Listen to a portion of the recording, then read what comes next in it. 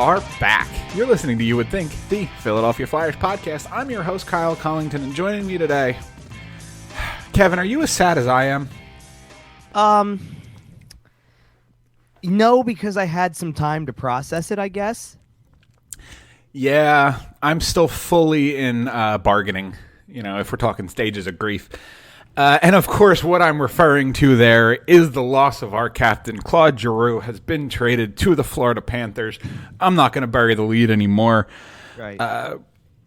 This is really it was the only story on this show for a couple of weeks leading into the trade deadline, almost to the point where I thought we were talking about it ad nauseum. It finally happened, and it wasn't Colorado. It wasn't Alex Newhook. It wasn't, we heard some names floating around. Break down this trade for me. Claude Giroux to the Florida Panthers. All right. I mean, it is what it is because of the fact that Claude Giroux got had a no trade clause, had a no movement clause, could do whatever he wanted to do and go wherever he wanted to go. And he got to pick his destination. He got to handpick it. And he earned that right. First and foremost, before we talk about the return that some people may have thought was a little lackluster, we'll get into that. First, foremost, off the top, Claude Giroux earned the right to the no-movement clause. It was negotiated into his contract. He exercised his right to pick the team he wanted to go to. Correct. And I stand by that 1,000%. He earned the right to make that choice. I also sit there, and the article I wrote after the day after the trade was more about, and I'm not trying to make this the organization let him down all the time thing. Like, he came into a team as a rookie that had Mike Richards, Jeff Carter, Chris Pronger came into the picture a little later on. Danny Briere was on the team. Kimo Timonen was on the team. Scott Hartnell was on the team. Simone Gagne was on the team. Like, he came into a team where he was far from the number one guy. Right. Far from it. And the thing was that I look at it and I go, if you're going to be mad at the deal, you need to direct your anger and your frustration and all of that, not even to just Chuck Fletcher here, because at the end of the day, this goes back to Bobby Clark drafted him. Paul Holmgren signed the contract that had the no trade clause in it. Ron Hextall had this team for 4 years, didn't give them a whole lot to work with. And then Chuck Fletcher. Like, it is a collective from the beginning of his career. Everybody has had a role in this. He's had 4 GMs since he was drafted, 7 head coaches since he came into the league, multiple players, who many of which were painfully average. Yeah, I'm certainly thinking of Michael Rothel, first line winger. I'm not even thinking of that because Rothel was a good, like, Swiss Army knife type of player. Sure, but you don't want Michael Rothel on your first line. No, it's not even if that because, well, I agree, but in the year that he was rising to the occasion because Giroux and Voracek were playing at such a high level. I'm talking about the years of Chris Van de Velde and the year, and this year with guys like Nate Thompson and Patrick Brown and Nick Cousins had a spot in this lineup for a couple of years. Yeah, there you go. Nick Cousins isn't the one, and that's not to diss Nick Cousins. Like, they're nice. Oh, I'll diss Nick Cousins. He's a nice guy. He might be a nice guy, but he was not. No. I was calling him a nice complimentary piece, as in, like, okay, yeah, stick him on Nashville's fourth line at this stage of his career. That's nice. It wasn't gonna, It wasn't going to work out at that time. I mean, Let's go this way. For how many years would we have classified Scott Lawton that way? But now we look at Scott Lawton and go, no, he's a good, third line. Middle six piece. Middle six kind of guy. Exactly. Yep. Like, Nick Cousins has evolved into what his role is, but at the time, that's not what he was, or what we didn't know what he was. You know what I mean? Like, there was enough players around him. So I look at that and I go, I know there's a lot of people out there that are going to look at that and look at what some of the comments are and look at what some of the reports are and sit there and say Claude Giroux, for lack of a better term, screwed over the Flyers. I really don't like the idea of playing him out to be the villain when it kind of went both ways. He had all this time here. He didn't owe you anything. You all the opportunity in the world, particularly over the time of his captaincy, which was the duration of the contract. Yep. To say, get a better team around him and give him something to work with where he's not quite literally carrying him on his shoulders into he's a not scoring game. A hat trick on the final game of the season because you got to beat the Rangers to make the playoffs. is a perfect example of Claude Giroux in this team. And we will talk a little bit about some Claude Giroux moments maybe towards the end of the show here a little bit. Yes. But okay, before we go any further here, I do want to break down the trade because we haven't actually said it. So, going to Florida, Claude Giroux at 50% of his salary retained for the remainder of the season. We expected that to be the case. The Florida Panthers also acquire German Rubitsoft, Connor Bunneman, 2024 fifth-round pick. In exchange, the Philadelphia Flyers get Owen Tippett, who we saw on Sunday. We'll talk about briefly in a little bit. Florida's 2023 third-round pick and their 2024 first-round pick. So you did get a prospect. You did get a first-round pick. That draft is 3 drafts from now. It is also top 10 protected, and if Florida's in the top 10, it will be the 2025 first-round pick. So this isn't a piece you're going to see for a couple of years. Overall, it's a piece that you're not even using for a couple of years, let alone see it you're not going to see it for like 5 years. You're not even going to see the guy that becomes the piece for a couple of years, and that's if Chuck doesn't trade this pick in the near future here, and we'll talk about that too. I'll go out on a limb with that one in a second, but finish up with what the deal is. Right. So there's the deal. Okay. Yeah. And the biggest pieces back are the first round pick and Owen Tippett. Right. Okay. So I guess I'll start with the first round pick because it's going to be the easy one to talk about. Chuck Fletcher's not making that pick. No, I firmly agree. I don't know. Okay. I think Chuck Fletcher might make your 22 selections. I don't know if Chuck Fletcher's making your 23 selections. I certainly don't think he's making your 24 selections. Well, okay, but this is why it's a two-way like statement kind of to say he's not making that pick. He is probably not making the pick because for whatever reason it's 2024. Good chance he's not the one here to even make the pick. Right. I don't think he's making the pick because I think it's on the table. Right now, I saved my job. I knew what I could do, retool the whole thing, that kind of thing, and move it. It's got to be. I got to move that pick. I'm just curious, and I don't know the answer to this. Can you trade a pick that has those sort of protections on it, like the top 10 protections and stuff like that? Yeah, I believe so. So those conditions just transfer to whatever team acquires that pick? The condition, right. Conditions on a pick are made in the deal. Like, what it might limit the Flyers in doing is that then they can't put conditions on the pick. Oh, right. Like, there's already conditions on the pick from Florida. Because this is what happens when you get one of those picks that someone will pick. Like, I'm doing it as a hypothetical, so just bear with me. It's the first team that popped into my head just now. So let's say Seattle gets the pick. It then becomes Seattle, from Philadelphia via Florida. That's how they label those things in like the draft recaps. Oh, right. Like on the charts, because then that way it's basically a point of like, this was Florida's pick. They put conditions on it, sent it to Philadelphia, and Philadelphia is the one that made the trade down the line to send it somewhere else. So, in that respect, I don't think they can put conditions on it, but they can move it if they want to, and I definitely think it's on the move. Right. Now, I think my biggest issue with the whole Claude Giroux, no movement clause, et cetera, I wish Claude had done a little bit of a better job acting like he was willing to go more than just Florida. I hear you. Because I feel like... And if behind the scenes, if the only person he told that to was his agent, Pat Braun, and Chuck Fletcher, well, then there's a leak somewhere because we heard about it pretty quickly that the only place that Claude Giroux would go would be to Florida. And it's been speculated pretty heavily that might have dampened the return a little bit. Overall, I think Chuck Fletcher did about the best he could. He gets a guy in Tippett who's 23, I believe, and is kind of starting to get to the point where he is what he is, but probably still has a little bit of development left, although with the Philadelphia Flyers, I don't know if that's the best thing. Where I think this is a major W, by the way, here, is that we picked up another Ginge, and boy, is this man ginger. That hair is Flyers orange. Okay, well, speak for yourself, because I know that's what matters to you. Well, yeah. Well, of course. Well, because see, in that respect, then it's like a 1-for-1. It evens itself out. So no, he's got way more orange per 60 than Claude. Come on. Okay, now. That's fair, and he's also like, I get it. We've seen all the memes. He's Wade Allison's twin, basically. Oh, he sure is. It's pretty funny. Him and Wade Allison are going to star in a buddy cop movie. No, whenever Wade Allison does come back into the lineup, and it should be pretty soon, to be honest. They've talked about that a little bit. That's going to be something. I am hoping that they put them on the same line. Okay.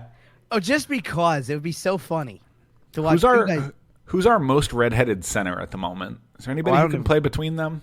I mean, Patrick Braun might have some red hair, not long, but he's got red, sort of reddish. I'm just trying to come up with the ginger line.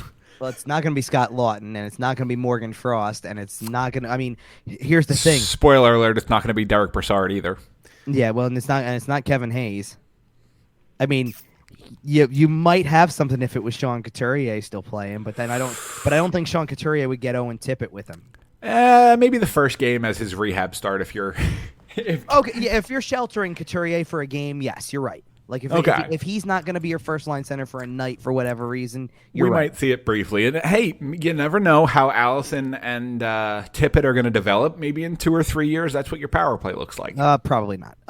Well, power play is a good theory though. Like especially in the here and now, if Couturier was playing and you had those two, I could see that because power play, yes, you've got Tippett and you've got Allison who would both be able to shoot really well. Couturier is probably your setup guy. And, and boy, Cam York on the point. We saw a little bit of Tippett shot on Sunday. Yeah, we did. That boy has a shot. You're just going to gloss over the fact that I added to your vision Cam York on the point. I know. I love it. Let's do that. We're missing. We need one more. I'm sure we can wrestle somebody up. There's too many redheads in this organization. It's funny to think about. Either that or we're just going for a team with orange as their primary color. Come on now. Well, either that or we're just going to need Joel Farabee or Cam Atkinson to dye their hair. Oh, red. Somebody dye your hair for the boys. Come on now. Right, take one for the team. Dye your hair red. All right. Anyway, no. Back to the return, all that type of stuff. So yeah. The first round pick to me is as good as gone eventually. Like they're going to have to get aggressive with that, especially since it couldn't be a 2023 pick even. Like right. Because if it's a 2023, you're probably actually just sitting there holding on to it. Absolutely, because 2023, we've talked about this a lot, kind of off the show. 2023 looks to be a very, very deep draft. Now, I don't want to jump around too much because we very strictly are focusing on Claude Giroux trade here. Yeah, but the picks that they added, because there was such an emphasis on 2023, they have used the pick in this trade, which was a 2023 third in the Giroux trade. And the fact that when we get down the line later, and we'll explain more about, I guess, why they traded the other guys and all that stuff, or what kind of went into that. But the Justin Braun trade produces a 2023 third as well. Now you have 3 picks in the 2023 third round. You don't have a pick in the second round of that draft because you traded it for Rasmus Ristolainen in the offseason. But 3 picks in the third round. You can package something and move back in usually. Sure. And the 2023 draft, like we talked about, is supposed to be talented. It's supposed to be fairly deep. Maybe you hold on to it and take 3 stabs in the third round and just kind of hope to find some lottery tickets. Yeah. I think you try your best to get back into the second just because the higher you can go, the higher you can go. But I think that there's now an extra 4th in play there too. Yep, and all of this is obviously operating under the assumption that Chuck Fletcher doesn't trade all these picks as part of the aggressive retool over the summer. Yeah, I mean, because it is a significant possibility that any number of these picks are included in deals. Yeah, I'm going to be very curious about what happens with all that type of stuff and whatnot. But beyond that, okay, so let's go back to the return a little bit because we need to kind of talk about all the different things that were coming out around the time of the trade. And quite honestly, we had the group chat going a little bit. And there was group chat's been spicy over the last couple days. And there was a big part of me as stuff was happening that was getting, and I'm not going to specifically mention which reports or tweets or whatever we were sharing with each other because of the fact that there were so many of them where at one point in time, I think I even said, I'm not reading into anything. Like, eventually the fact will come out. Like, someone will have a real idea of where he's going to go. Enough of this Colorado's in. No, they're not. Yes, they are. No, they're not. Like there was too much back and forth, and eventually the story was going to get itself cleared up one way or another. And it pretty much did. I don't know everything, but I know a lot of details of what kind of happened and some of the things that were explained. Some of them were explained directly. Claude Giroux called it the top of his list for Florida. Chuck Fletcher says it was a very limited market. You've got other people who come out who add to the story, like Joe Sakic saying that he was prepared to make an offer, was where they were interested, but he didn't want to go there. Well, if he didn't want to go there and he didn't really want to go, like he didn't want to go anywhere else. That was the bottom line. He wanted Florida. He got Florida. He chose Florida. And when you have that, you have no leverage if you're in Chuck Fletcher's situation. Correct. So to get a first-round pick, which I thought was a must in a deal, to get a pick in the 2023 draft that still holds some value. Certainly. And I think the hard part of the deal is Owen Tippett to an extent, because I think what the object is that with no disrespect to Owen Tippett whatsoever and what he could do. He's sure not Grigory Denisenko. It's not even that he's not that. He's the only piece that comes back for a franchise icon. Like, it's hard to just, like, in a lot of people's minds, it's hard to justify. You just traded Claude Giroux, your captain, your leader, the player that has lasted the longest in this city for the last decade and a half. Not just, hey, he's the longest tenured Flyer captain and all this stuff. He's the longest tenured Philly athlete by a long shot. Yep. For a while. And that it's difficult to come to terms with. I think it's Brandon Graham now, for the record. Yes, it is. Okay. But it's difficult to come to terms with that's it. And I even thought that metrics looked a little bit bad when you lay the trade out and you see these things like people who make these graphics. And that's not dissing graphics, by the way. Like, for God's sakes, I do that for the Flyerdelphia account, which I have to, like, completely overhaul now because kind of like I don't know if you saw some tweets from some of the beats that were actually at Chuck Fletcher's press conference on Monday after the deadline and stuff like that, but a bunch of the imagery is coming down. Like, they had to take down the banner that he's on, like, all this stuff, because it changes. So he's the centerpiece of your franchise, and he's gone. So guess what? I get to do. I have to redo a whole lot of stuff. I mean, not a ton, because to be fair, losing one player in a trade is real, like, from a goal graphic standpoint, is losing one goal graphic. But when you're like, hey, game on, and you want to put a little graphic up, well, he's on that, and he's on the one where they win, and I think, well, maybe he's not anymore. I forget how I did it, but beside the point. Yeah.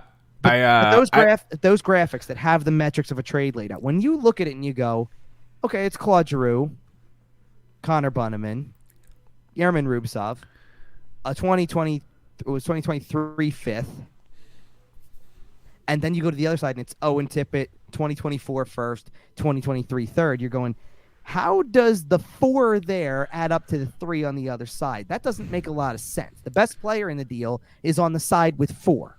Right. How does that make sense? That's the lack of leverage. Well, and also it's kind of come out in the days since the trade that Bunnaman and Rubtsov were kind of there to free up some contract space.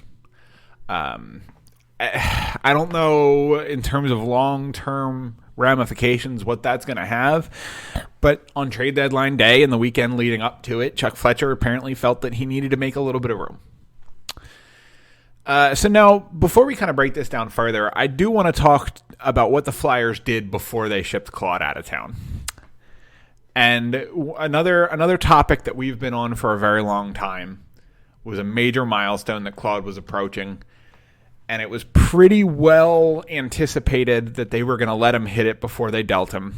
And that became abundantly clear on Thursday night when the Philadelphia Flyers played the Nashville Predators and Claude Giroux skated in his 1,000th game. We saw a pregame ceremony, which is extraordinarily rare that you see the ceremony before the game happens. It's one of those things where I don't know if hockey people are just superstitious or whatever it is, but they don't do the pregame ceremony before the 1,000th game. They wait, and then they do it at the next home game, something like that. But no, this time we all kind of knew what it was. The building looked pretty full on TV. You were there, and I'll ask you about that in just a second. 17, 18, 20,000 people, whatever number of people were there, everybody kind of knew. Mm-hmm. And we saw the pregame ceremonies. We saw Bob Clark. We saw the silver stick. We saw his teammates coming up and hugging him. And it was an emotional moment. Kevin, you were in the building. Okay. Walk us through kind of what was in the air that night. Okay, so I do want to clear up the crowd number a little bit because it was not completely quite the full sellout crowd, but it was over 17,000 easy. Okay. It was a really good crowd, probably the best crowd that they've had all season. Going back, surprised. well, I don't want to say all season completely because I'm going back to like the opener and the first couple games. The team started 11-5, something like that. Well, yeah, I guess if you're trying to count like overtime losses mixed in, so they were 8. Sure. You know what? Before the first 10-game losing streak started, they were 8-4-2. I remember that. Okay. Number. So they were 8-4-2. So take that for what it's worth. So this was probably the best crowd since like November-ish, probably. They do the ceremony and all that stuff. Like they do a lot of the stuff that they were going to do for this game. And, warm-ups happen. The ceremony kind of gets closer to getting started. They do all the gifts. They do all that kind of stuff. They give them, all these things. They had given him a bunch of stuff earlier in the day. And, all of that was everything that it kind of was thought to be, but it wasn't, it wasn't exactly like this super emotional thing yet. Like obviously in the back of your mind, especially for where I'm sitting, yeah, you're thinking about it. This might be the last game, but it still didn't feel that way yet completely. And then, the game progresses. He plays, he self-admitted he didn't think he played the best game, but, I get it. And he did everything, like he kind of tried to soak it all in as much as he could.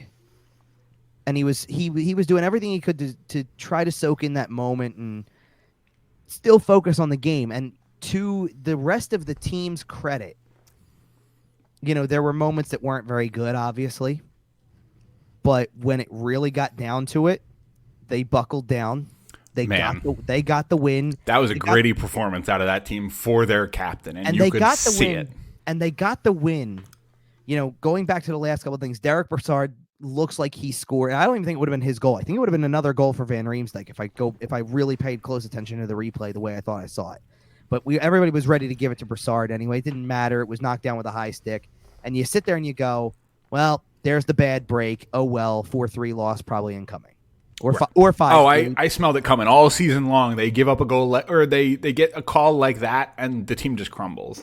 Right, and I even corrected myself, like maybe 5-3. Maybe they give it the empty netter at the end, whatever. Right. And it was not more than maybe 2 minutes later that Rasmus Ristolainen kind of goes end to end, turns on the burners, and makes a nice play. Of all people, and they get a bounce. Because it goes off. Kevin Hayes didn't shoot it; it just happened to bounce off of his body, and it goes in, and it's a goal, and it counts, and you got a tie game.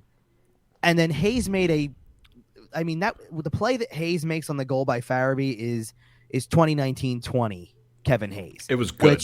Which for what it's worth, between Thursday and Sunday, is the healthiest I've seen him all season. Yeah, Kevin Hayes has looked. I don't want to say completely back. He's not fully healthy at all, right? But He's playing a lot. He has been. Yep, he's playing a lot more like the guy who lived up to that contract the first year. So this element of he's not out there. Why isn't he out there? Why wouldn't they? They're gonna have an empty net. Why wouldn't they put him out there? And Mike Yeo basically said after the game it was asset management, which I do want to. I there's a reason why it happened the way that it did. Actually, Claude Giroux's last shift with the Philadelphia Flyers was it ended with 1:55 left in regulation. Okay. Know what happened at that given moment? What's that? Justin Braun accidentally cleared a puck into the face of Morgan Frost, and that was the end of Claude Giroux's line on the ice for the rest of the night. That makes a lot of sense. Like, as in, oh dear God, freak accident almost just happened. Kind of like taking him off the ice right now. Marc-Andre Fleury losing his glove last night and sitting here with the hand up. Right. Chicago going, no! Blow the whistle! Yeah, exactly. So that was the end of the night. He stays on the bench. He even admitted he didn't sound like he even wanted to be on the ice for the last minute 19 because I'm sure he didn't. Because he's going, the emotions, they're he even said they're putting me up on the board. I don't even know why they're putting me on the board. It's like there's a game going on here. Yep. Like that's how much of a competitor he was down to the bitter end. But they win the game, and everyone else in the building knows that the game doesn't matter at that point. Right, it doesn't. But 2 points against Nashville in the season you're having does not matter. It doesn't, but it does because everybody wanted the win for him. You're right. So it Kinda didn't matter. It felt like the Stadium Series from a couple years ago. It's Wayne Simmons' last game. Yes. You want to go out there and win that game because Wayne Simmons has earned a win in his last game in your jersey. And they got it. And oh, yeah. It might be the only time in franchise history that the organization did not let Claude down. Quite possibly. But either way. So, all right. So game ends. You realize they've won the game. And yes, everybody starts and goes and does the usual post-game stuff. Okay, go. Carter Hart earns the win in the end. He didn't have. Did he have the greatest game? No, but did he keep him in it enough to win it? Yes. Did he get the job done? And let's not act like Nashville's not a really good team. They're going to probably make the playoffs. Absolutely. And to be quite honest, I mean, outside of Hart that night gave up a goal to Phil Myers that hit a shin pad on the way in. Because of course Phil Myers scored. Well, right, Come on now. But that hit a shin pad on the way in, so that's not his fault. It does change direction. As much as everybody wants to say he wishes he had it back, probably, and I know that he does, but still. Right. He does because he's a perfectionist. The tip play on the power play by Johansson's not an easy one to stop. I mean, and then you try stopping Philip Forsberg between the legs with the rebound. Right. Come on. And so he did really well for a team that's got a lot of skill players and kept them in a position to win the game, and they were doing enough to keep them in a position to win the game. Sure. So after they go and greet Carter Hart the way that they typically do, the line starts to form near Claude Giroux. Yeah. He stands back by the bench and usually just handshakes everybody. And it wasn't handshakes this time. This was hug watch. Bear hugs. A lot of hugs. And special hugs too, not just hey we won hugs. Right. These were hugs with some meaning behind it. Right. And they give him a lot of hugs and all this stuff, and he gets all that, and then they basically give him the tap on the rear end, all right, go take a lap, kid. Go take a victory lap. And he goes out and he takes his lap, and he basically didn't even really take a full on lap. He kind of just did a quick circle around the center ice circle. But you know what? And then turned back around and wanted to go off, and that was where he wanted to go and kind of be done with it. And then 2 seconds later, he was back on the ice again for a curtain call. And then they grabbed, they did 3 stars. He was the first star of the game. Of course. And that was the end of it. He was the first star of the game, and he went up the tunnel, and and for that given moment, that was good closure for fans who at that point don't see anything else. That felt right for Claude Giroux. Right. Once he goes off the ice, that's the end of what everybody mostly gets to see. The rest of us at that point, because, and we've talked about, my experiences down there and things like that. When a game's over, we get up and go. Right. We got to go do post-game, right? Right. You're hustling down to the locker room. For 5 minutes, nobody moved. We just sat there and watched because we knew he's going to get a moment to salute the fans. They gave him another one because he did the curtain call. We all waited until they were all off the ice and then started to head downstairs. And we got downstairs, and most of the post-game press conferences, this is my read on everything. I didn't even really pick up on it in the moment. I did later when I wrote an article about what was said. Mike Yo said something along the lines of stuff about what he did this or stuff that he would do. And he goes, but that's what makes makes Claude that's why Claude is. And he goes, has been a great captain. Yeah. And past tense came into play. And you go, it's not is a great captain. Right. And it was, oh, okay. And then again, you see the next round comes in, and I think it was Kevin Hayes and Joel Farabee came in, and they seemed as good as they could be. They talked about him. They knew what the main subject was going to be. Sure. And then they brought Carter Hart in with, I wish I could remember who, Travis Sanheim. And Carter Hart looked like he had broken down after the whole thing. He probably did. He looked like he had just had so much emotion that he couldn't even contain it, and he was still recovering from it. And, it's tough to always, it's kind of tough to read that stuff sometimes when it's so close to post game and they haven't really sometimes had a full chance to, take it all in. Well, to also kind of recover from the game itself too. You're competing, right? Redness in your face and being a little winded or whatever does not always mean you it can be you're tired. So I don't want to say that that's what happened, but you could tell there was a moment. He got the starter jacket after Claude did. Got the starter jacket. So there was obviously a moment. What I wanted desperately over the course of the weekend was a video of that exchange. I hope we see it eventually. Because they did that when Wayne Simmons was going to go get traded, and they had this whole thing where someone tried to give it to Claude. He said, "No, I don't want it. Jake deserves it." And Jake grabbed it and goes, "I was going to give it to somebody else too. It's got to go to Simmons." Yeah. And they gave it to Simmons, and there was this whole thing. And you watched them as they kept telling him, "Whatever happens, Yep, like it doesn't matter. Right. Whatever happens." The only thing that stuck, that. the big thing that stuck in my mind, kind of over this whole thing, I've made some allusions to the 2019 Stadium Series. Mm-hmm. From that Wired special that they did a couple weeks afterward. The game ends, Flyers win in overtime. First thing Claude Giroux does is he skates up to Wayne Simmons. "Whatever happens, I love you." Yeah. And I know. Yeah, and there was probably a lot of that to go around on that night. You could see it. And it caught me by surprise. You could see it in Kevin Hayes. You could see it in these guys who have, even some guys who haven't been around quite as long. Kevin Hayes, only a couple of years, spent most of his career elsewhere. Cam Atkinson looked like he was really kind of torn up about the whole thing. Cam Atkinson said he's one of the really good friends he's made. They became very close in about 6 months' time just by his arrival. And when Cam Atkinson comes in, he's not coming in thinking, "Oh, this is going to be my captain for the first half of season." They're trying to come in and win and be a good team, and and if the Flyers are good, they're not trading Claude Giroux right now. So we heard some stuff that came out. The Flyers put out a lot of content in the days leading up to this game. Yeah. And that really, honestly, that more than anything kind of hit home to me that they weren't planning on 1,001. Yeah. They pulled out all the stops. We got every tribute on planet Earth from the Flyers and the surrounding media. And so let me follow that with so I've talked about everybody who's come in to talk after the game except for the man himself. Yeah. And he comes in and the best way I can put it, and I think I tweeted this with the exact words, he would have talked to us all night if he could have. He honestly didn't look like he had any intention of getting up per se. He didn't have a lot of words for it, but he didn't seem like he wanted to stop either. Seemed like he was soaking in the moment. He was soaking in the moment, but he was also sitting there kind of reflecting on the fact that even something like that, because, players don't have to love the media side of this and having to sit in front of people and take questions. Hi, Jake. How you doing? But my point being, even that's something that you sit there and go, if you know what's coming, you're even soaking that in a little bit because you go, You know what? 15 years of doing this, a lot of familiar faces over that time. Yeah, I'm even that's something you go, I'll miss that. He's sitting there soaking. He was really sitting there soaking it all in, and his last answer, pretty much his final words in Philadelphia.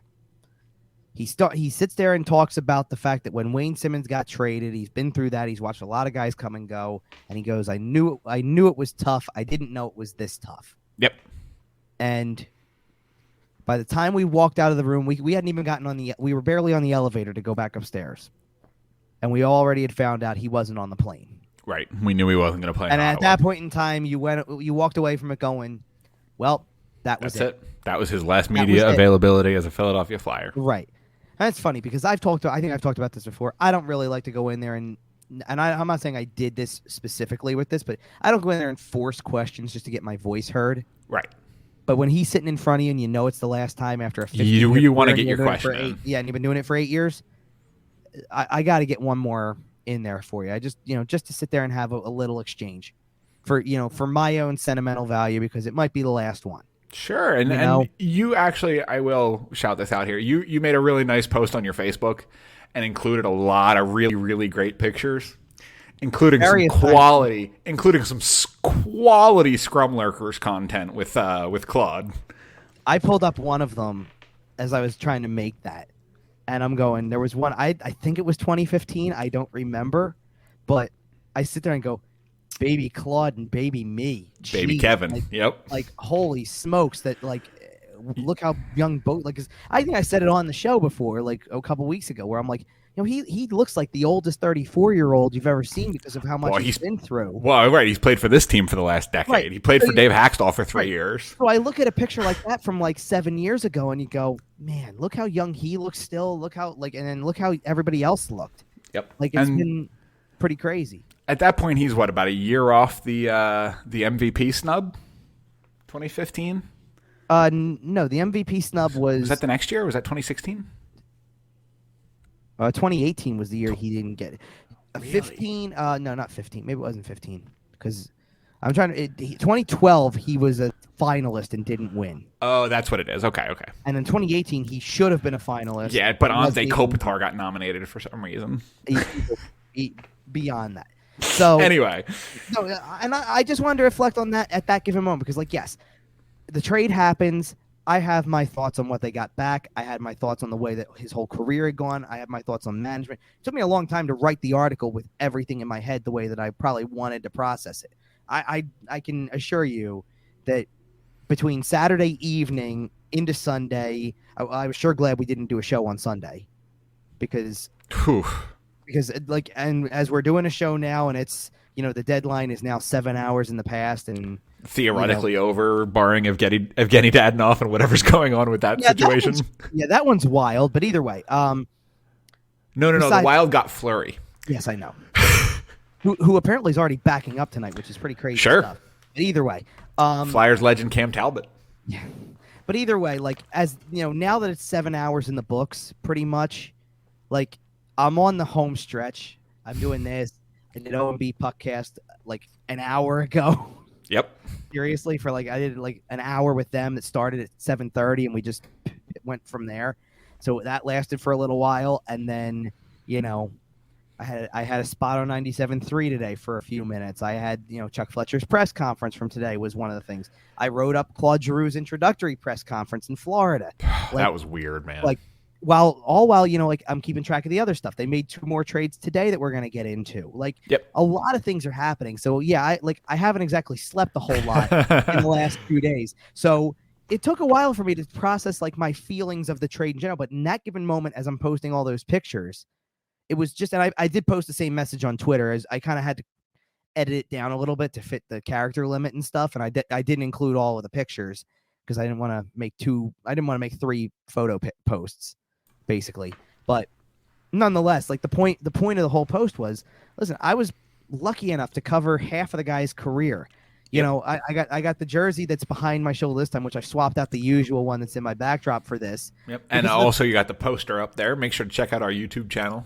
Search You Would Think. You can find us. Watch our episodes. The reason I have the jersey here is because I'm pretty sure, at least from where I'm sitting, I'm looking at a monitor right now that has what's on my screen on it. For what's on camera on it. I think you can see that there's something across the 8 there. Yep. We do see that. Yep.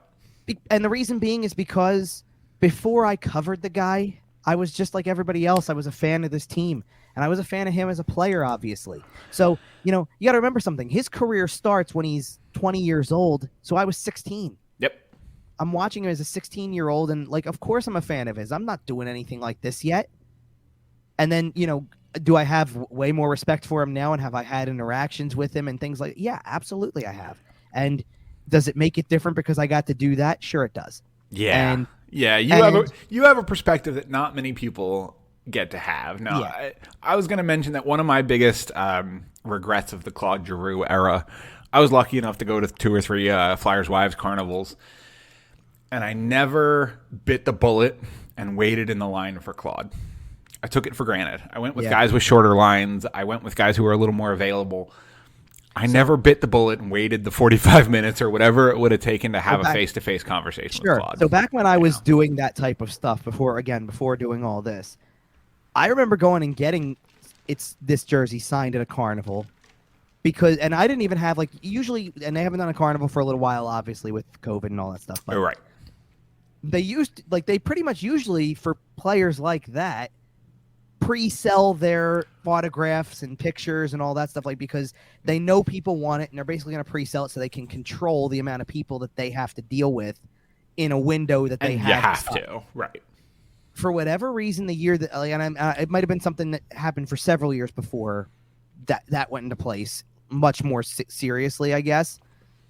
They did like extend a line for like, hey, listen, if you don't have the prepaid ticket, you can pay to get something signed. We have to cut the line at a certain point. Right. Like we'll get to as many as we can in the window. And that's how I got the jersey signed.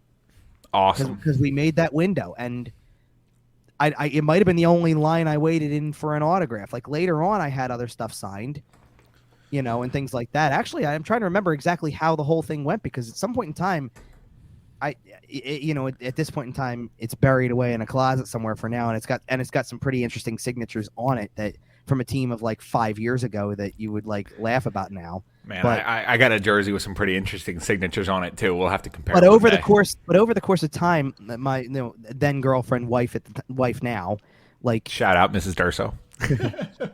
we just went around with 2 mini helmets and just started getting anybody we could get to sign it. And I'm pretty sure in terms of long tenured players, the one I have has a good number on it because Claude Giroux is on it. So is Jake Voracek. Nice. So is Wayne Simmons. So is Sean Couturier. Nice. I mean, you have the whole 2010s core, basically, because those 4 players, to me, are your core from that 2012 team on. Yeah. And you got to realize, those were the guys who, like, you're talking about guys who were here starting in, like, 2012, 2013, 20, like, and I started covering the team somewhere around, like, 2014, 15-ish was the first season I really started going down. But even then, it's like, I wasn't going every night. I wasn't exactly doing it the way I'm doing it now. So there was a point where I cut myself off from that, and I'm like, listen, I'm in front of them way more frequently. I'm not going to stuff like that anymore. Right. You kind of crossed that line from fan to reporter. Yes, exactly. Right. So all that's all good, and like, that's the thing. Like he's always going to be that kind of player for a lot of people. And that's one of the tough parts about the way that this ends. It is the end of an era. It's the end of an era that a lot of people grew up with. This is the last player of that grouping that we're talking about. Your Wayne Simmons, your Jake Voracek. That people are going to sit there and go, maybe you can throw Sean Couturier in that, I guess, but still, Sean Couturier represents so much more of the last 5 years than he did the 2012 season. Right. To think about, like, a guy who came in when Mike Richards and Jeff Carter are Flyers, and he's going out when Joel Farabee and Carter Hart are Flyers. Like, the man played with Jaromir Jagr and also Joel Farabee. Right. They're a complete generation apart. Exactly. So even though Jagr's still somehow playing hockey, but whatever. So I did just want to, when I made the post, just reflect on the fact that, like, I got to cover half the guy's career and watch him for the other half as a fan and be fascinated with the way he did play for a lot of those years and things like that. And I just felt like you need to just sit there and say, listen, we got to salute the guy. Yep. First and foremost. And that's why I even said, like I keep saying, when it came to the trade and the return of the trade, and I'll switch the tab over to like the ultimate end of this, because we're kind of off of the night of the game and back onto the weekend. Like, I just don't like people making him out to be a villain, like he owed them something and that they didn't get enough in return because of him. Right. Is that partially true? Yes. They didn't get enough in return for what you think Claude Giroux is worth, because he only would go to one team. That is part of the reason why the return is what it is. But he's not a villain for that. No. And here's how I look at it. Claude Giroux gave this organization more than a decade, a full decade as captain, and ate a whole bunch of BS for being the captain too. Mm-hmm. You know that as well as anybody. I know your comment section's filled with, the captain, whatever. I understand. Yeah, there's a lot of people who are losing their angle on what they don't like about the team because he's not here anymore. Right. And if those are probably the same people that didn't like Jake either. Like that would always say it's Jake Voracek's fault. It's you should have done this 5 years ago. You're losing your angles either way, because yes, you can argue that Claude Giroux should have been approached 4 years ago about this. Yep. You can argue it. I'm not trying to say you can't. But you know what else the problem with that is that he had the no move clause then. He could have said, I don't want to do this anyway. And there's 3 years left in his deal. And you find a team who's taking on 3 years of that contract. 3 years at $8 million. Right. Because you can't retain salary at that point. You made a mess of the situation by. Well, right. That's what I was going to get into. Like, if you think Claude Giroux failed the organization, by refusing to go anywhere but Florida and killing Chuck Fletcher's trade leverage, blah, blah, blah, whatever you want to say. If you think Claude Giroux failed this organization, A, you're wrong, but whatever, you're entitled to your wrong opinion. Think about what the franchise did for him. This man managed to put up 900 points, second all time in your franchise. Played 1,000 games in your uniform, also 1,000 games, or also second in your franchise history. Right. And what did you give him? You gave him a decade where he didn't have a starting goalie. I know Steve Mason was okay, had a couple good years. I know he's had Carter Hart over the last couple of years, blah, blah, blah. But the best chance you've given him in the last decade, since that 2012 series, the best chance you gave him was bubble hockey. Yeah. Like, we're talking Chris Vandevelde on the roster, Michael Raffel as a first liner, Andre Mazzaros as a first pair defenseman, Braden Coburn before he got good, Antero Niittymaki in net. What are we doing here? You think Claude Giroux failed this organization? Buddy, check yourself. Well, because the organization failed Claude. Right, because one player doesn't win the whole thing. Right. Claude Giroux can't go out there and sign free agents. Claude Giroux can't go out there and draft well. Claude Giroux can't go out there and make trades. But what we got for 10 plus years with Claude Giroux is 110% effort all of the time. Okay. Well, and here's the thing. Like, I'm agreeing with you. I'm saying, like, he gave you, pretty much every night he gave you as much of an effort as he could for what he was able to do at the time. And for large stretches of time had superstar ability and was giving you superstar production. So the other part of it for me, or another part of it for me that's, that needs to be talked about, because look, I agree with all of this stuff. We do need to talk about part of what kind of happened, or what the story is that happened, because there's been a report that he wanted a handshake agreement that they would bring him back in the offseason to move him. And that was the ticket to, I'll let you talk to more teams. Something that Pat Brassard has since denied, by the way. He's denied it. Giroux didn't give any details. He's not going to. No, I know. And Fletcher said he didn't need it either. Right. Now, that being said, I didn't believe Chuck Fletcher. Okay. For what? Do you want to know the reason? Because within 90 minutes of the trade being reported, not formally announced, but reported, I had a text that basically said there's zero chance he comes back. That's heartbreaking. But that said there's zero chance, and it had everything to do with that exact scenario. Right. So, and it came from somebody who has filled me in with information before that this is a reliable source. That is not always completely accurate, but always on the right track. Like, well, there's details that come out that, like, enough details that are right that I go, okay, I buy this. I might be pushing this a little bit, but if this turns out to be true, if you're not willing to give the Claude Giroux the assurance that, hey, there's a spot for you here if you want it, I might not be the first person to say this, but Chuck Fletcher needs to go. As far as I'm concerned, I'm not, and it all depends on how the conversation happened, right? If Claude comes in and says, I want $8 million, I want to re-sign my same contract, blah, blah, blah, then I understand where Chuck Fletcher's coming from. But if Claude Giroux asked, hey, is there a spot for me here next year? And Chuck Fletcher said no, that is organizational malpractice. I don't think, okay, so this is where my theory comes into this a little bit.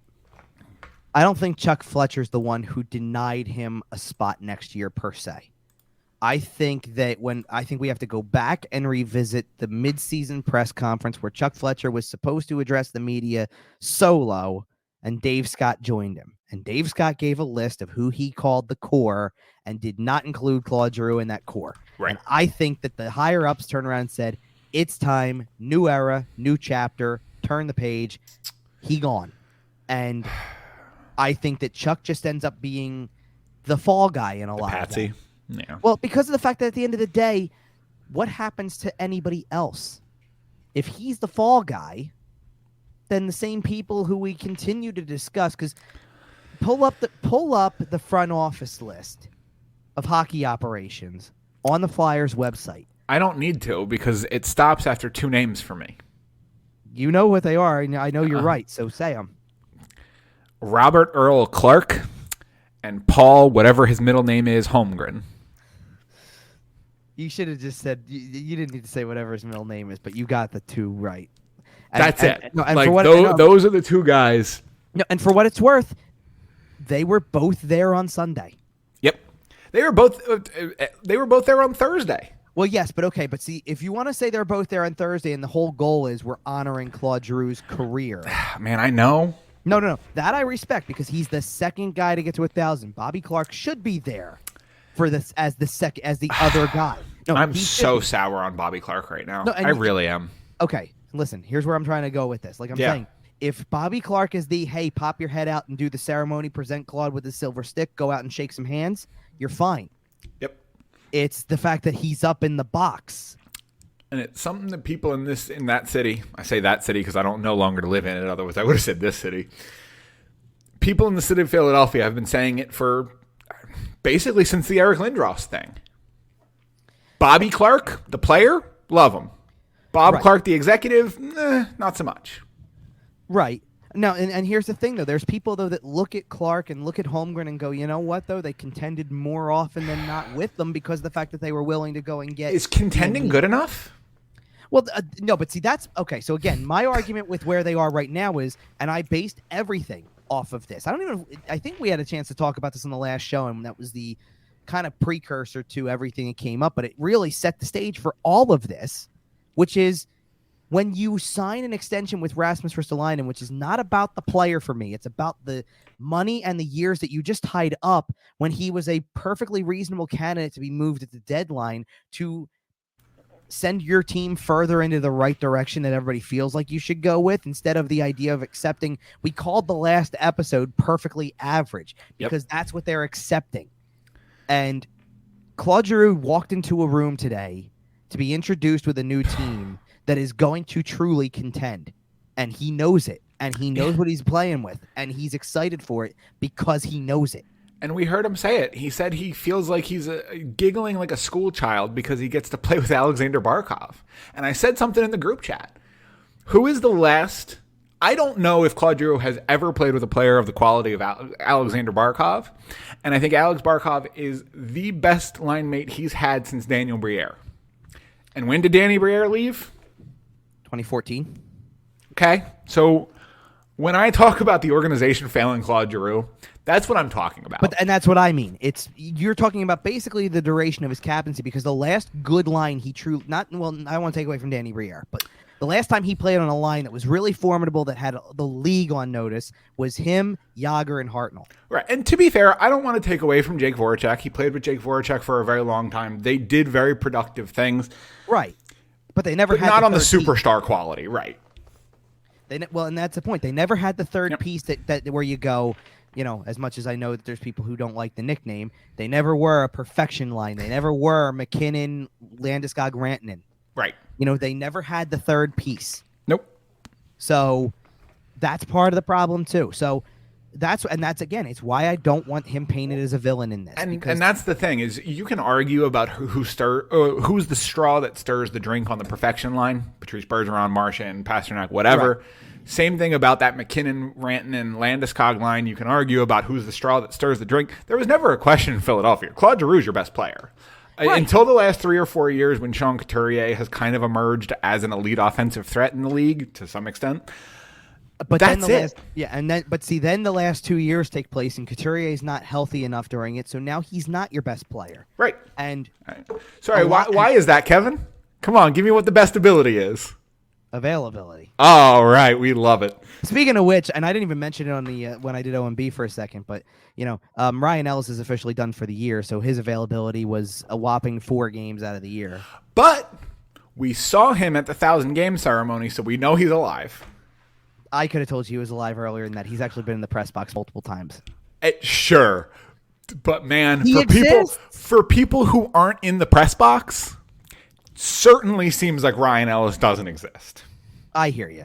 But that was the thing with the Ristolainen extension for me was that it made an acceptance of average. It didn't feel like now you're going to move on from Giroux, but you're not going to have any cap space. Yep. because you're going to retain half the salary on Giroux anyway. Yeah, that disappears at the end of the year. That's great. But you just gave away 5.1 million next year for a guy who doesn't exactly move the needle all that much. No. So what happens now? And if he does move the needle, it's not in the correct direction. I wouldn't say that. Like, listen, no, I'm trying to be reasonable. Like, I'm sitting here saying he's fine. He is a fine player. Sure. But that's accepting fine. I'll take fine across the board. And I don't. And listen, I don't want to like.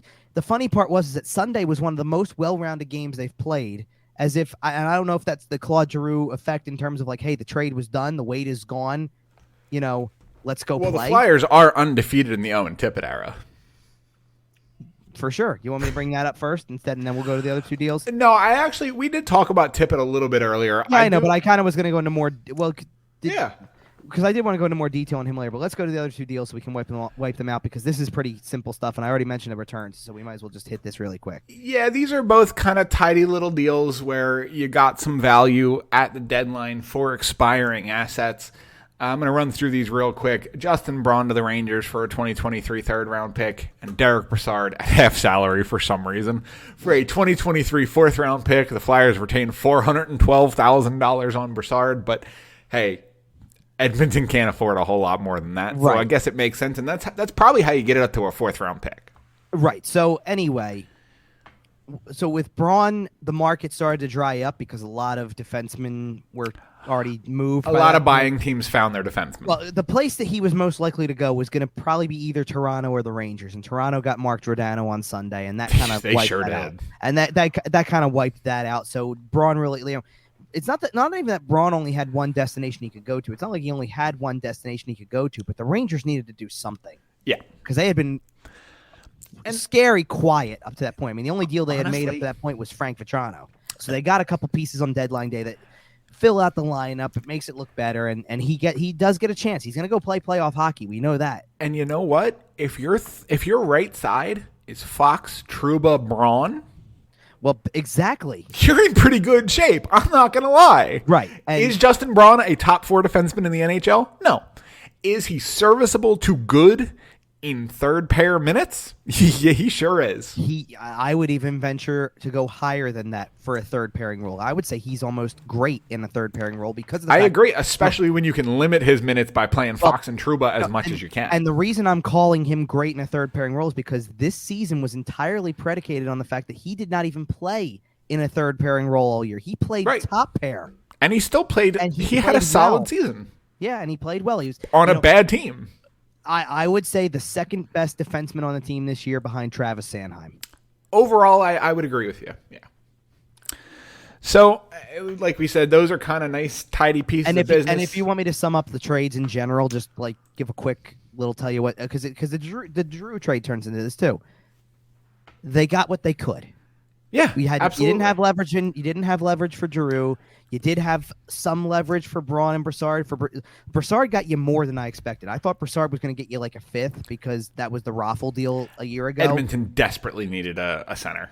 Okay, so they get him for a fourth, which is fine. Yep. And it's actually better than I thought. I called it a solid return. And yeah. Braun, that's about what was expected. Would you have loved a second pick? Would you have loved maybe for it to be a second instead of a third round pick? Sure.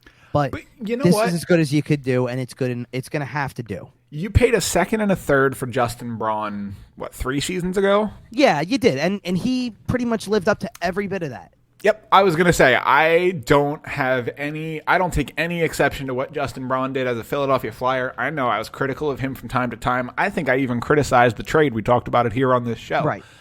But you know what? He was a good soldier.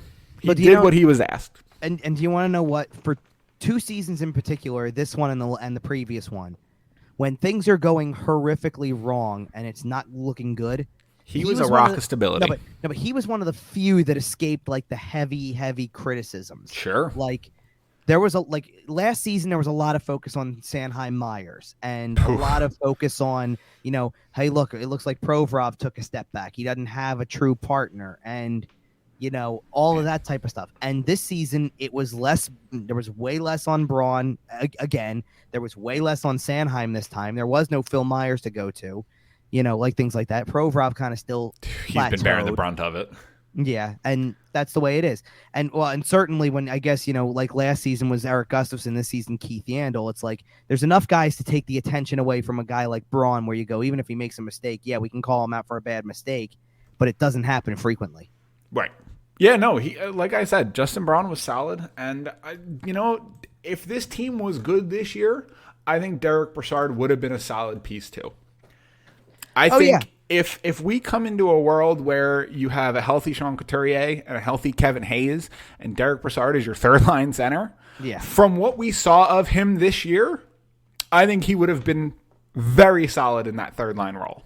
Sure, absolutely. He certainly, no offense to Patrick Brown, but he certainly would have been a better third line center than Patrick Brown. Yeah, I hear you there. So we didn't get any other movement. We talked, I don't remember if it was on the last show or off mic, about a couple other names. Keith Yandel ended up not moving. He had a no trade clause. I don't even know if there were any whispers about that. I don't think so. Right. No, there was no market. You want to know what? I got asked this when I did OMB, and I'll answer it here because you're kind of veering into it a little bit. Yeah. There was no market, and I think there was no market for two reasons. One, obviously, he's not being good. Right. One being performance. Two, the team that's going to acquire him wants to be the team that starts to play into the streak thing. Right. Who wants to bear that burden? With all due respect, because the Flyers are probably going to play him for the rest of the year, and he's going to. They're going to re-sign him, aren't they? No, they're not. I can't see them re-signing him because they're going to also have a chance to, first of all, you have to ask yourself, number one, if you plan to move a defenseman in the offseason in some way, and if you are, which of the two is it going to be, or is it both, or is it one or the other? Like, what's your plan with Ivan Provorov and Travis Sanheim? I don't think Sanheim should be going anywhere because of the fact that, first of all, have you seen the level of confidence he plays with lately? He has been good. Like, he has not just been okay. He's been your best defenseman over the last couple of weeks. Does that look like a defenseman you build around? Not as your number one. I'm not saying that, but do you build a team with him in mind? I think it depends on what you want to do with Provorov. Well, and I say that because I think Travis Sanheim in a top 4 role is going to be excellent. I think if you try to put him in a situation where he's playing top 2 minutes, you're asking too much out of him. Okay, and I agree. I'm not sitting here trying to vault him to a number one. I'm just I'm not saying build around him like he's your cornerstone defenseman. I'm comfortable not trading him. I'm comfortable keeping him on the team. Yeah. Right. That's my point. He's not a guy I move on from. He's not a guy that I say, change your mind about where he's what he's going to do or whatever. He's giving you enough that you have a piece that you can keep on the roster that you're starting to know what to expect. Provorov is a little different because Provorov has been plateauing, kind of taking a dip in his play, things like that. Now here's the key for him, and this is going to factor into because you asked would they really re-sign Yandel, and you kind of for me to say no, you think that's a little bit because and I get it, they have tendencies, right? I know. If they move Ivan Provorov, then things are a little bit of a different story because you have spots to fill. Right. But if you do decide, and I do think that this is a case, because I've said on the show before, that just a gut feeling of mine, I've had it for months and months and months on, and I can't remember when I first brought it up. It might have been November, it might have been December, I don't remember. But I've said before, to me, gut feeling, Travis Konechny's getting moved in the offseason. Yeah, we've talked about that a lot outside the show. So the way I just described it, and again, because it was brought up on OMB when I did the show tonight, is I described it as Ivan Provorov might get next season the way Travis Konechny got this season. Hey, we could have moved you, but we're giving you one more shot. Here's my read on where Ivan Provorov's at. Right. The 1 year that he had a competent partner was the best he ever looked. Right. You're going into my territory of where I was going to go with it, so please continue. I was a big, massive, over-the-top Ivan Provorov fan. You can ask anybody. Friend of the show, Dom, knows. I was a massive Ivan Provorov fan for a very long time. I have his stadium series, the black stadium series jersey, Yes. Provorov's number. Got that one. I don't think he is a number one Nicholas Lidstrom, Chris Pronger cornerstone of your franchise defenseman. That's fair. I think he is a very, very, very good number two. Okay. And like I said, the year he played with Matt Niskanen was probably the best Ivan Provorov we saw. The years he's played with Andrew McDonald and various other mediocre defensemen, he has struggled. I don't necessarily think he can carry a pairing. I agree with kind of where you're at. I give him one more year. Hopefully that includes a healthy Ryan Ellis to play next to. Or at very least, maybe Travis Sanheim continues to grow and we try Provorov-Sanheim as a pairing again because it worked so great the first 28 times we tried it. Oh, 28. Oh, that was, oof, sorry. I don't know. I don't think he's a franchise guy. Okay, that's fair. Okay, so and this is kind of where I'm at with the comparison to Konechny, because Konechny was told he could have, like, they could have moved him last offseason, and they gave him a vote of confidence. Like, we know you're better than that. We know that you have that like level of production in you. We know you have that next level. We expect you to bounce back. Right, and he didn't. So you know, for them, like, he's not on a good production pace. You know, now I will credit him for Sunday's game. He looked about as engaged as I've seen him in a long time. Yeah, so that's good, but. I think with Provorov, the key with Provorov, when you say we're going to give you one more year, you're giving him the year to play with the partner he was supposed to have this year. You know, right. You hope. So if that's what it is, then I think that that's fair.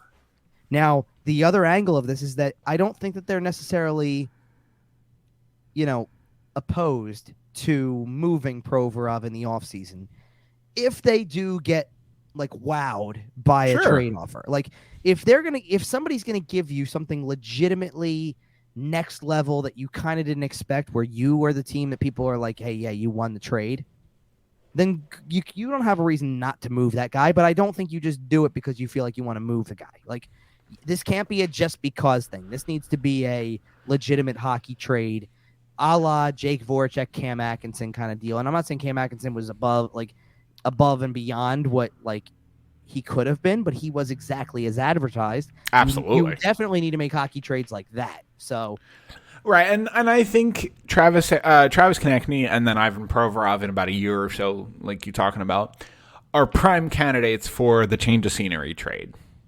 Yes.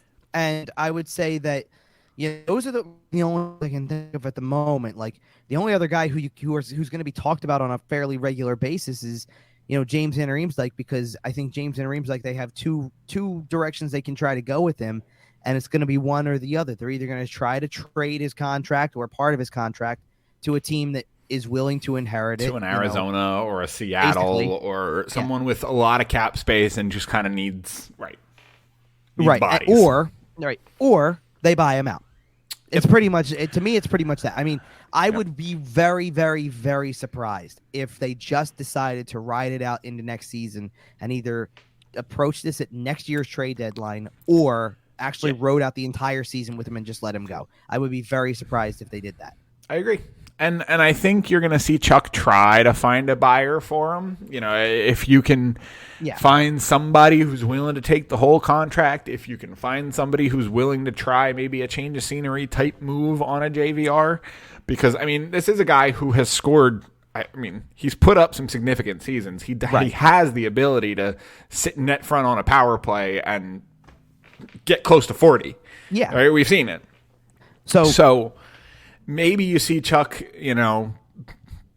blow wind up somebody's butt and get him to take JVR and get a swap back and just convince him it's a trade of scenery, whatever you need to do. But I agree. I don't think there are a lot of paths that end in JVR being a Flyer next season. Okay, so to finish out kind of where we are and to move forward, because this is all the deadline stuff. We've talked about a lot of the Giroux stuff, things of that nature. I'm going to this because of the fact that this is the title that we're going to put up on the screen, but I kind of want to talk about the collection that's going to kind of finish out the year, and Okay. then go from there, because because if nothing else, you have. And if you're not watching on our YouTube channel, by the way, our banner is about Owen Tippett's debut with the Philadelphia Flyers. So it kind of gets us into that conversation about who's left. Right. So Owen Tippett was the piece that came back in the Giroux trade. And look, is it the piece that you want at the center of the deal? No, it's not. You wish you could have done better. You wish you could get, you mentioned I would have Grigori. liked Denisenko.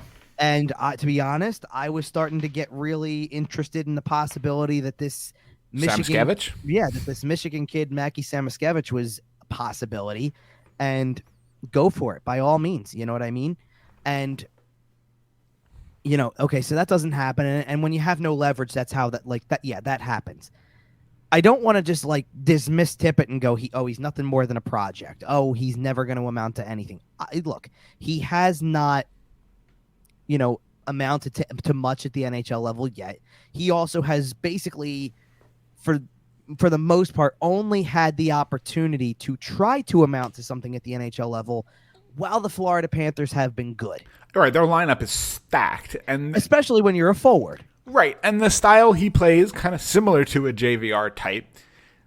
It's not the best suited for a bottom six role. He's not the best defensively. He's not playing muck and grind hockey all that much like you see in your bottom six. Right. If there's anything that he wants to improve upon, and kind of develop in his game, it's definitely the physical aspect of the game, and it's definitely the defensive side. Right. The raw talent is his shot, his skating ability, because he's not the greatest skater. I'm not saying that. He is a better skater than, certainly better than other guys who we've heard who kind of are more project skaters, if you will.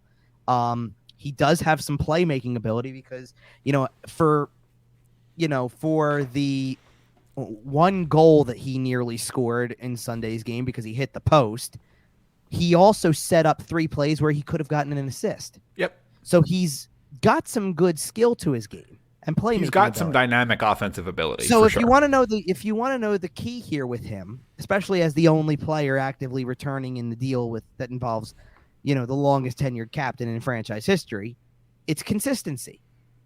And one of the questions I asked Mike Yeo, I asked Tippett himself, I kind of wondered this out loud as I was watching. He found out about the trade the same time we did. It's about 6:00 on Saturday. He finds out about the trade. He gets a flight, or they get him a flight into Philadelphia, essentially that evening, overnight, however you want to look at it. And he's in town. He plays by 2:00 the next afternoon. We're talking 20 hours after the trade goes down. He's in a game for his new team. Yep. Which means no practice, no systems work, no video. Barely time to introduce yourself to the coach. Just go play. Right. And it was an afternoon game. You didn't even have till 7:00. You didn't have a regular morning skate. Right. You didn't have nothing. Right. But there was an element of it to me where I go, they just tell him just go play, which means look at the way the raw talent that he does have, the shot, the playmaking, things because he almost is playing I don't care. They haven't told me anything, so I don't know if I'm doing something wrong. I'm just going to go play. Sure. And I think that what they need to do is find a good balance to develop those areas that he himself wants to develop. He wants to be a better 200-foot player. Sure. Okay, develop him in that area. But don't put the reins on the raw talent with the shot and the playmaking and the way he was moving his feet, just in transition or things like that, because that's how he could succeed. That's how he could take this opportunity and run with it, because of the fact that he's being given a chance. He started out on the third line right now. I like the combination of him and Morgan Frost, who I also thought had one of his best games I've seen all year, for not being on the score sheet either. And is there a possibility that he could move into the top 6 and be a second liner? Yeah, I don't think he'll ever be a top line guy. He's not that kind of player. I can't wait to watch Kevin Hayes center Johnny Gaudreau and Owen Tippett. Jeez. Come on. I'm going to let you just enjoy that for a moment. Just enjoy the vision in your head, because I don't know about Johnny Gaudreau at this point, but whatever. Aggressive retool. Yeah, I hear you. It would fit those words perfectly, but I don't know about him. I'm not going to lie. Having Johnny Gaudreau and Cam Atkinson on the team sounds like a lot of fun. Well, that's the thing. You're sitting here saying Kevin Hayes with Gaudreau and Tippett. I'm saying Kevin Hayes with Cam Atkinson and and Johnny Gaudreau. Yeah, just the full-blown Johnny Gaudreau tampering committee line, baby. Yeah, just throw the BC guys out there, all of them together, and then you get to follow it up with, look, they don't have another. Oh, well, no, then I guess what you're doing is that's your second, and your first is Sean Couturier with Joel Farabee and Travis Konechny. Well, insert player, player here is more whoever you trade Travis Konechny for. Right. William Nylander. Let's do it. Never mind. Anyway, to finish up like some of the stuff on all of these guys, some of these guys, because it's not just them right now. Like those are the two guys, Frost and Tippett, that are definitely going to draw some attention. Cam York has had a really solid few games, like a lot of what he's done. By the way, we totally glossed over the fact that in the 1,000th game for Claude Giroux, Cam York scores a power play goal. Yeah, we love to see that. And it looked really good. Like he looks very stable and very comfortable. He's starting to look really good. Yep. And I like that. I like that they're giving him the opportunity. He's a guy to watch. Wade Allison's probably going to be up here before you know it. And I did like some of the things from Chuck Fletcher's press conference on Monday when the deadline's over, where they've opened up contract slots and they're talking about guys like, Fletcher included Bobby Brink in the list of right wingers. Nice. As if to say, we've got Tippett, we've got Allison, we've got Konechny, we've got, Atkinson, we've got and he gave those are the four right now. Right. And then he goes, well, and he didn't mention, or I shouldn't say that because Allison wasn't there yet. So he had McEwen in there as the fourth right now. Allison's in the minors, probably coming soon. And then he goes and he mentions Bobby Brink, and you go, so okay. that signing's coming soon because he's obviously they have intentions to sign him if you think he's part of your right wing lineup. Right. Even if you're mentioning his name. Right. Even if he's not in the NHL. And by the way, because I checked, Denver has tournament games, college this week. Okay. Well, we'll the point being, an eye on that. Well, no, because the point being, once he's out, give it like 48 hours. Oh, right. We saw Cale Makar walk straight out of the Frozen Four into an NHL playoff game, basically. Well, right. And it won't be that for him, but he'll walk straight into the next Phantoms game. Sure. And he will, that ELC will be agreed to almost immediately after. I think it's already in the works. Quite frankly, coming down the tail end of a season that isn't going well, I wouldn't be surprised if you see him for 2 or 3 games up at the end of the season. You might at the end. I agree. Now we saw it out of Sanheim a couple of years ago. I remember he came up right at the end of the season. I think somebody else. And there's a lot of players they could do this with because, Ronnie Attard's another college player right now who's probably going to get signed soon. Noah Cates is still up to be signed. Not to be confused with his brother Jackson, who's already signed. Yep. Otherwise, already signed players who can also come back. Because Tyson Forrester got basically handed the Zayd Wisdom route, which is, okay, you're recovering from a pretty big injury. We're sending you back to junior for the rest of your junior year, and then you can come back to the Phantoms after it's over. Yep. And they will be. I see it for sure. They'll come back, and they'll finish the year out there too. So you're going to possibly, with the Phantoms lineup, add Bobby Brink, Ronnie Attard, Noah Cates, and then these two others who are already under contract. There's a lot of pieces like that. So that's, certainly something to watch out for. And whatever guys come in, another guy who could get a call up down the line is Tanner Lazinski. He could come back in and play. You've got a lot of young pieces that you can get a look at. And I think that's the bright spot for the rest of the year is what does Owen Tippett give you? What does Morgan Frost give you? And Owen Tippett and Morgan Frost got the distinction from Fletcher of, they've paid their dues at the AHL. We're giving them the rest of the year at the NHL, and they are not going back to the AHL when the season's over. They're just getting treated like NHLers for the rest of the year. And I think that's fair. I think that's the right call. You need to just see. At this point, you need to see what they can do. And what is Morgan Frost at the NHL level? We need an extended look at him. And that's why I look at Tippett's first game, and I go, I like just about everything I saw. I almost can't point out anything that was wrong with his first game. But will he do that Tuesday? Will he night do that in Thursday? and night out? Will he do it Thursday? Will he do it, maybe not Friday, but can he come back from maybe a rough one on Friday because they played Thursday? Will he do that every time he pulls on that jersey? Right. Yep. And, let's put it this way. We're going to watch this new look line up to an extent because it won't, we already were used to it kind of because the only difference from Sunday is Derick Brassard's gone. That's the only difference from the lineup. Yep. They already played without Giroux. They played without Braun on Sunday, and they won a game. Yep. But beyond that, don't expect to see that very often. Well, look at who they're going to play coming up. But that's what I'm saying. But the point being also, they're going to play tomorrow. They're going to play Tuesday and get a game in with that same kind of group pretty much. And then we'll start getting weird if it wasn't weird already, because then on Thursday you don't have a game until 8:00 at night and you might luck out with this because you're going to the game in St. Louis, so you won't be home to watch it. But from 7 to 8:00, a bunch of us can watch Claude Giroux debut with the Florida Panthers against Montreal to get a look at him in the Florida Panthers jersey for the first time. So does he score 3 goals or 5? What do we think? I don't know. We'll see. You know what? I wouldn't be shocked if he does. Look, you know what? In fairness, I don't want to sit there and jump the gun on Tippett because the fact that the other thing I thought on Tippett was, listen, he just flew in. He's trying to make a great first impression. He's running on pure adrenaline at this point. Sure. So one game is not going to make me, who goes to 40 some odd games a year, freak the hell out about him because of the fact that he looked good the first time he put the jersey on. Can he do it? Again, consistency is key. Yep. But if he does put some of those efforts together consistently over the next couple of days, especially these first few games, I don't think we're going to get to April 2nd when the team's back home and he's got a goal under his belt or a couple of points. I agree. He's going to start to set up guys because he's getting an opportunity, and that would be a good thing, to be honest. It would be nice if I saw his first. That would be cool. There's a real possibility. You sat there for a long time kind of questioning whether or not, hey, is it possible St. Louis is in on this and Giroux could go to St. Louis? And there were some whispers, nothing serious, but there were some whispers. And no, that's obviously not the case anymore. But you do have that shot. You might see Owen Tippett's first goal as a Flyer. Hey, maybe at least first point. I'll take it. But all right, we're gonna go ahead and put a little bit of a wrap on what we got going. I'm gonna hit our socials and then I'm gonna tease this. We're gonna go out on something good. Okay? So before we get to that, make sure to follow us everywhere. Subscribe to our YouTube channel. Follow us on Twitter at YWT Podcast. Follow Kevin at Kevin_Durso.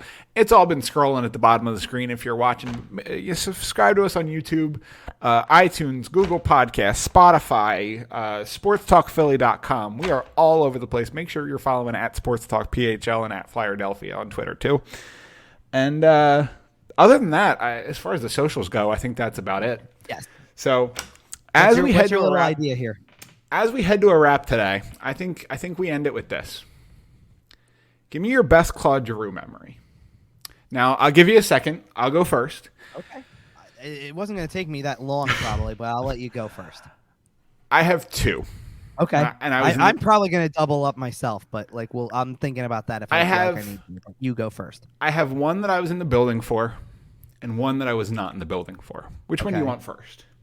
Give me the one you were in the building for because I feel like I know what it is. I feel like you probably do too. So it's a cold, rainy night in February of 2019. Yeah, and the Philadelphia Flyers overcome a 3-1 deficit to beat the Pittsburgh Penguins 4-3 in overtime with Claude Giroux scoring an absolute beauty.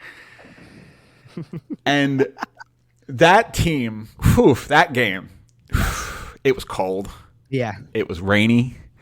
I was extraordinarily glad that we bought tickets on the suite level so that we had the heated concourse. I actually got to go dry off a little bit during, I think it was Luke Bryan or whoever played it. I don't remember. Keith Urban did. Keith Urban. I'm sorry. I don't follow country music. I'm sorry. No, and you know I do. But besides, I didn't even see him because I was actually doing a video intermission report with 97.3 at that time. So yeah. But that game, Claude Giroux scored, and he circles towards the glass. Hold on. Wait, I'll duck out of the way. Right. And he circles toward the glass. The picture's behind me. And he does what you see there on Kevin's screen.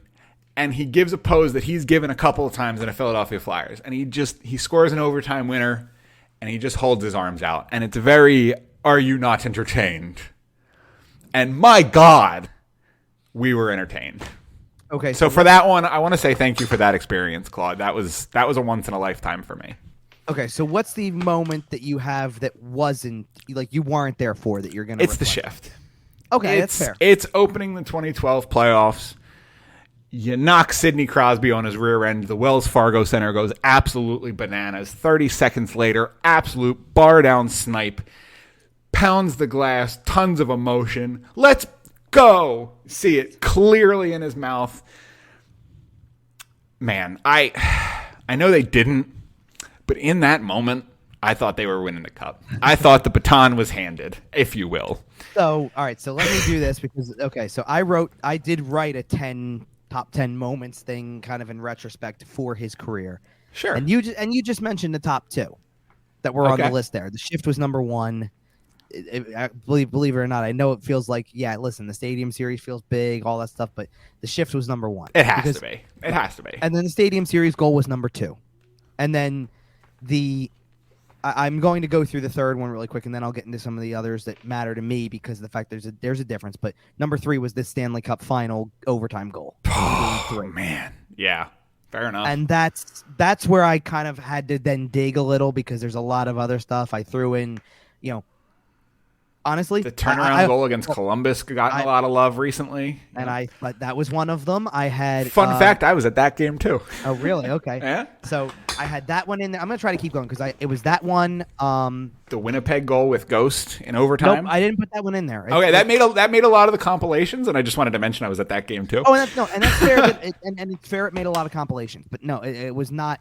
That's not my number 1 or whatever. That was the first time, by the way, I remember him hitting the arms out. Are you not entertained? That was the first time I remember seeing it.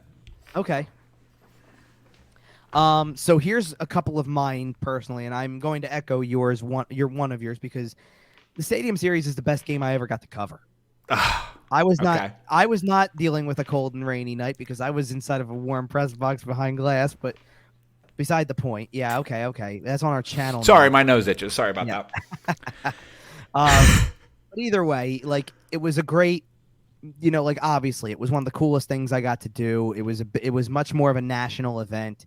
And then the game had a crazy ending where they rally back from 3-1 down to win the game in overtime. Even the Gino goal that hit Brian Elliott's glove popped straight up in the air and then hit the back of his foot. It was wild. Yes. It was a wild game. So most of what I'm thinking of from here to kind of double up on that is just a couple of the moments I can actually remember covering in person. Okay. Again, stuff that hits highlight reels. I was at the regular season finale against the Rangers with the hat trick. I was at right before that, he also scored in overtime against the Bruins, faked between the legs. That was a big goal. I remember that one. That was a fun game to cover. Obviously I'll throw in his 1000th game just because of the fact that was, again, it's a tribute, that's a special moment. It's a special moment. It definitely started to hit me on the way home what I had just watched, and it was kind of that. It hit me hard because if I still lived in the area, I would have been there. Right. I'm trying to think of a couple others that I know I covered that I listed because there were certain ones I listed that I know I covered to an extent. He had an overtime goal against the Penguins in the fight-filled game in January 2015 that was fun. That was a cool moment. Hey, I was at that game too. I feel like I'm missing one very obvious that I was at that they wrote in the article nonetheless.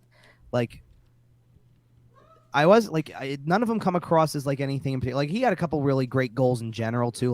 There was another one that made the highlight reels was he had an overtime goal against Chicago that was not the Stanley Cup game, but it was that kind of thing, and all of that type of stuff. All right, let me see if I can find what else it is really quick while I look at this article because I definitely covered a lot of these other items and things like that, and I'm trying to make sure I hit all of them. So there was that one. Some of these were on the road. While you're looking, I'll mention for our non-YouTube audience that if you check us out on YouTube, you can witness my cats currently fighting in the background. So make sure to check us out on YouTube because cats. We gotta get Wes McCauley on the scene to break that up or something, don't we? Okay, so maybe it wasn't. 5 minutes each for fighting. Right. Maybe it wasn't one of the ones that was in the list then, but I'm just thinking of some of the other, just some of the other games because it was countless number of games and it was, there was a lot of stuff. I mean, even down to, and this is not one of his greatest moments, specifically, but he scored a game tying goal this year with 8 seconds left. Yep. And you're sitting here going, yeah, last year he had 2 and 22 seconds to tie a game. You're going, that's what he could do. Nobody has put this team on their back quite like Claude Giroux has. And we've talked about it kind of all show.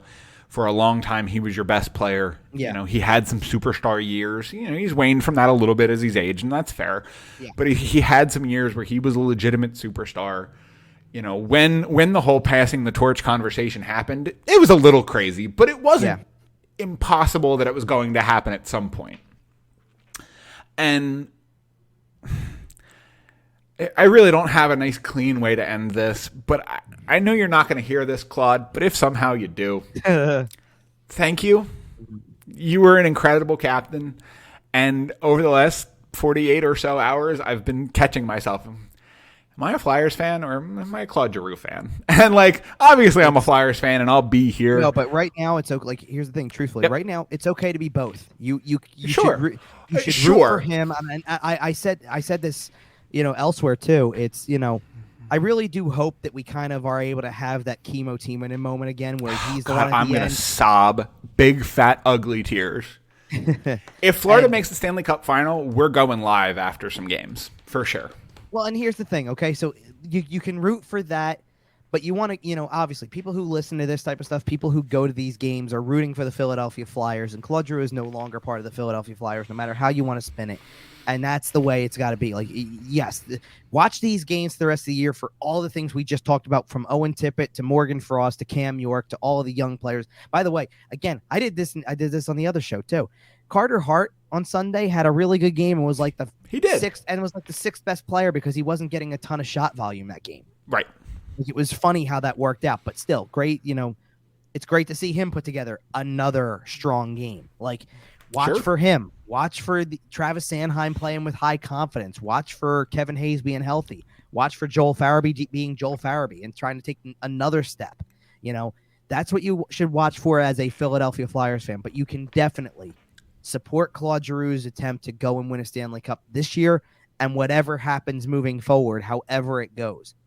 But we will see what happens, obviously, because there's a lot to, you know, go into as the rest of this season plays out, because obviously the show now is going to be totally different moving forward because of the fact that we've gotten past that point that we knew we could get past. Now we're on to the final 20, and when the final 20 is over, you know, then we got a long wait with the playoffs until we get to all the real activity in the offseason. So good to know, and, you know, just, you know, it was good talking some Claude Giroux memories too, because that's what we knew we were going to do, and it's, you know, it's good. You know, it's good to talk about him in that way and to show some support for him as well in Florida. And I think that's a really good way to go out.